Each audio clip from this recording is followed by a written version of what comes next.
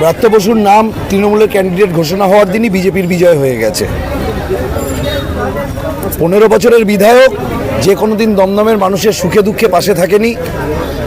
দমদমের ভোটে, দমদমের কলোনির মানুষের ভোটে, দমদমের উদ্বাস্তু মানুষের ভোটে নেতা হয়ে, এমএলএ হয়ে, শিক্ষামন্ত্রী হয়ে 11,000 স্কুল বন্ধ করেছে পশ্চিমবঙ্গের বুকে। আর দিদিমণির অনুপ্রেরণায় 3,15,000 সরকারি স্কুলের শিক্ষক শিক্ষাকর্মীর চাকরি ভ্যাকেন্সি ডিলিট করেছে, যাতে মাইনে দিতে না হয়, পেনশন দিতে না হয়।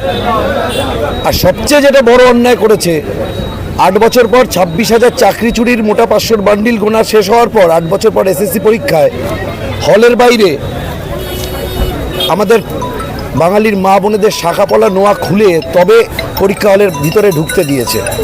চোখের জলে আমাদের মায়েরা কেউ পরীক্ষার হল ছেড়ে চলে গেছে, কেউ শাখাপলা জমা দিয়ে কাঁদতে কাঁদতে পরীক্ষা দিয়েছে। তো এই পাপের ভার দমদম আর বইতে পারছে না। দমদম নিষ্কৃতি চায়, সারা পশ্চিমবঙ্গ তো পরিবর্তন চায়।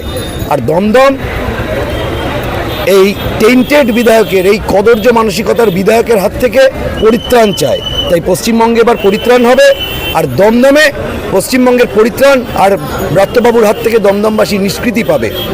আজকে এটাই নমিনেশনের দিন, এটাই আমাদের সবার, ভগবানের ইচ্ছা এটা, দমদমের মানুষের ইচ্ছা এটা।